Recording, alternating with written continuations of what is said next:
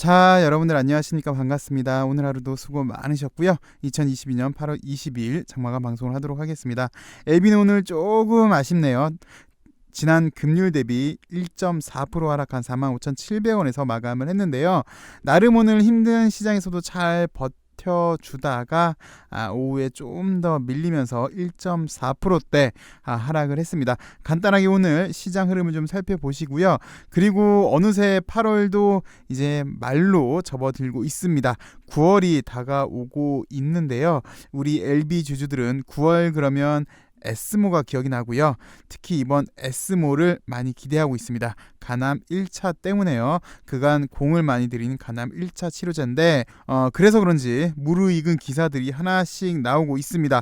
오늘도 그와 비슷한 기사가 나왔고요. 뭐 다 아는 내용이긴 하지만 관점을 살짝 바꾼 건데 요거 잠시 후에 살펴보도록 하겠고, 또 LB는 잘 아시다시피 1, 2, 3, 4세대 항암제 모두 보유하고 있습니다.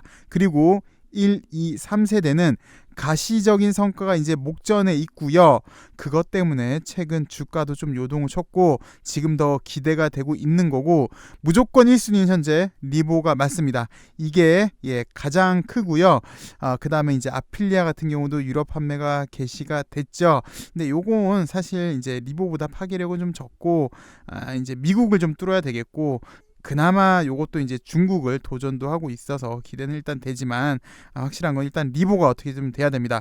그리고 3세대로 이뮤닉 GBM도 거의 카운트다운급이기 때문에 상당히 기대가 돼요. 그래서 이렇게 3개, 그 와중에 리보, 핵심적인 리보, 그리고 또 기대가 되는 게 GBM인데, 이뮤닉의 GBM인데 일단 요게 잘 나와야 할 것 같고요.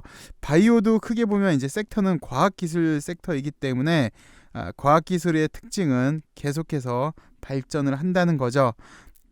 바이오 역시 계속해서 기술이 발전되고 있는데 이 차세대 기술 카티와 관련된 소식이 또 간만에 나왔습니다. 이거 한번 살펴보도록 하겠습니다.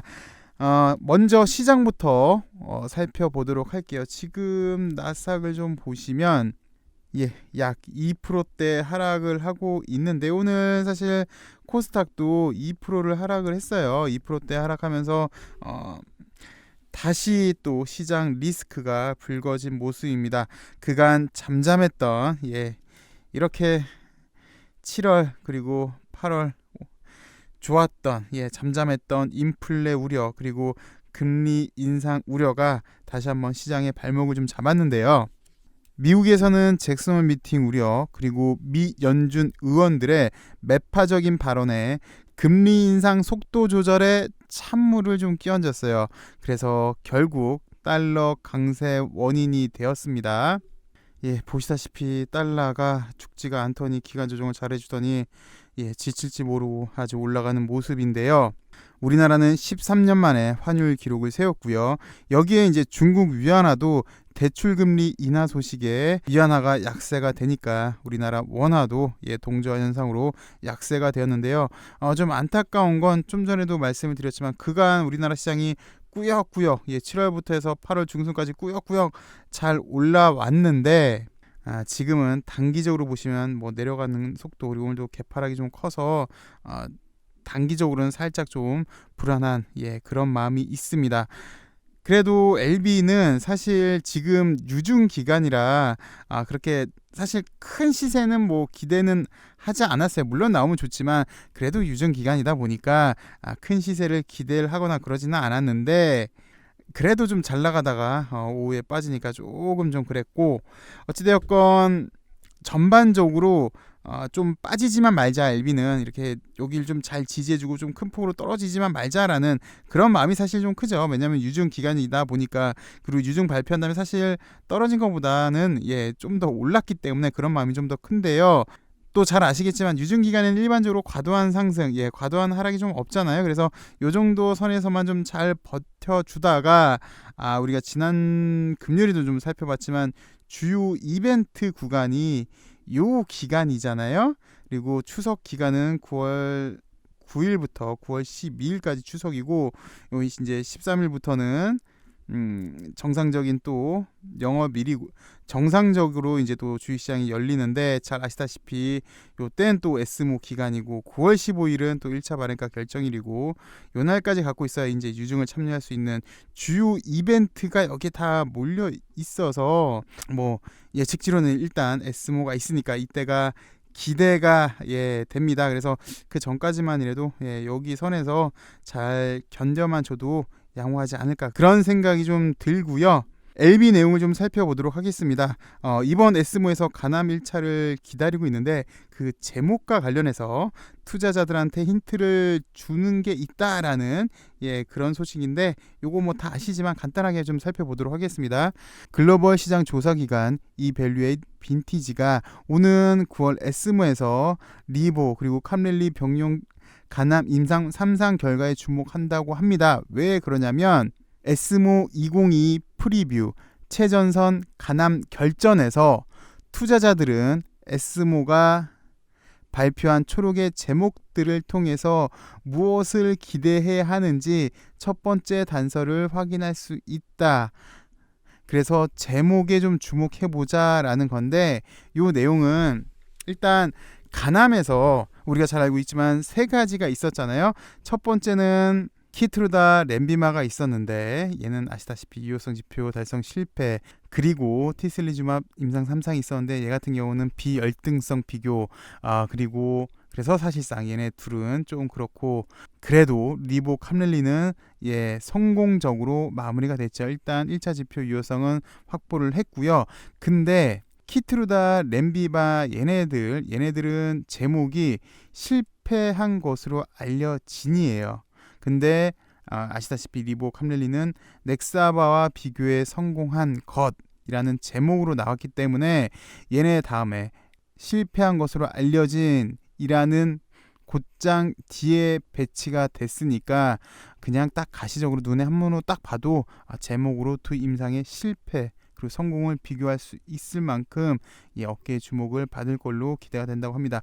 만약 여기 성공한다면 이제 기대가 되는 가남 1차를 석권할 수 있는 현존한 최고 치료제라고 가남 1차 치료제로 평가받고 있는, 그러나 너무 비싼, 그러나 리보랑 캄렐리는 여기에 정말 너무 싸서 그런 거예요. 한 중국 가격 대비는 30분의 1이죠. 20분의 1 정도 되나요? 여하튼 그만큼 싼 얘네들은 일단 OS 19.2인데 뭐 개인적인 생각은 그렇습니다. 요거랑 비슷만 해도 정말 대박인 것 같아요. 가격은 좀 전에도 여러분도 잘 아시겠지만 워낙 저렴하고 복용 편의성도 있기 때문에 많은 암 환우들한테 정말 좋은 치료 방안이 될 수 있을 걸로 여겨지는데, 여튼 요게 핵심이죠. OS 19.2를 돌파하는지. 그래서 우리 주주들은 OS 19를 외치고 있는 거고요.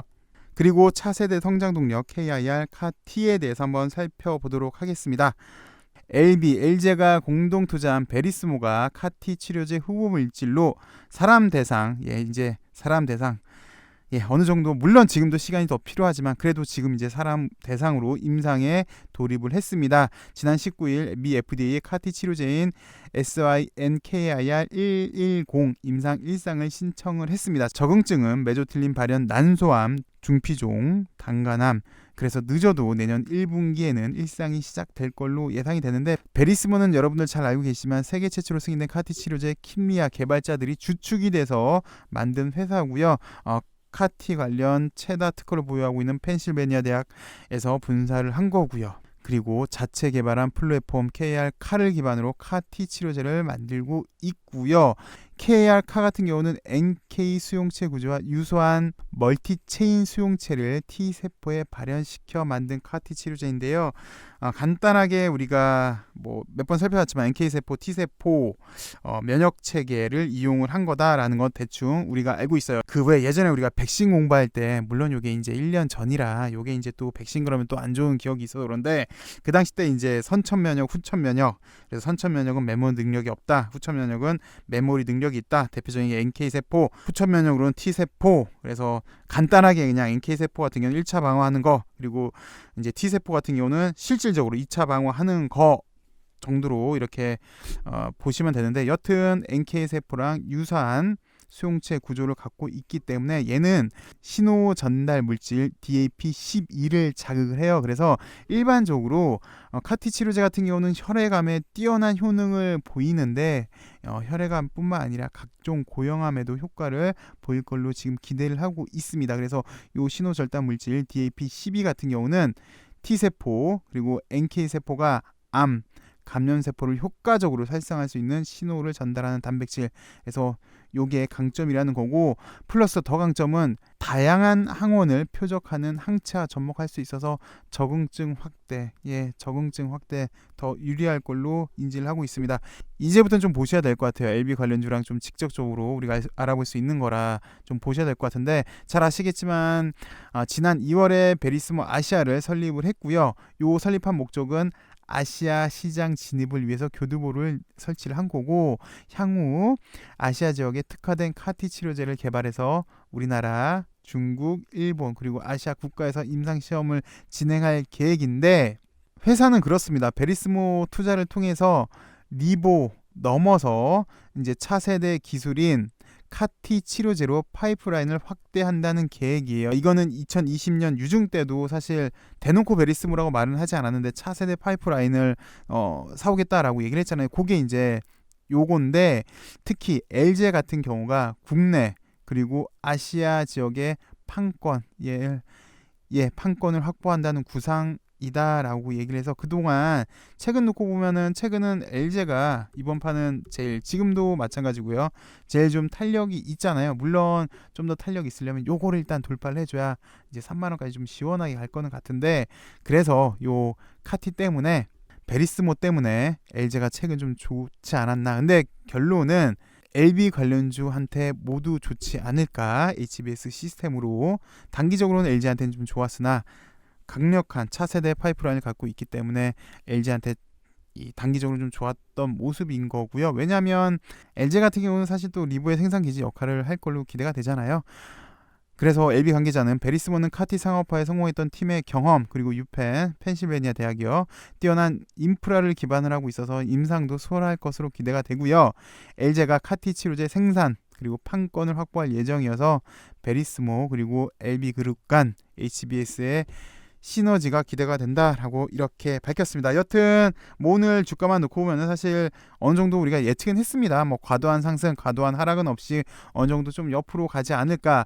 그나마 사실 유상증자 발표한 다음에 뭐 이렇게 크게 주가가 안 떨어져도 추가 하락을 사실 걱정도 했는데, 글쎄 우리가 오늘도 살펴봤지만 일정상 보면 과연 좀 그럴까라는 생각이 좀 들고요. 전반적으로 좀 옆으로 가지 않을까 싶습니다. 여튼 빠른 성과가 나와야 될 것 같습니다. 시청해주셔서 감사하고요. 내일은 좀 더 좋은 소식으로 찾아뵙도록 하겠습니다. 감사합니다.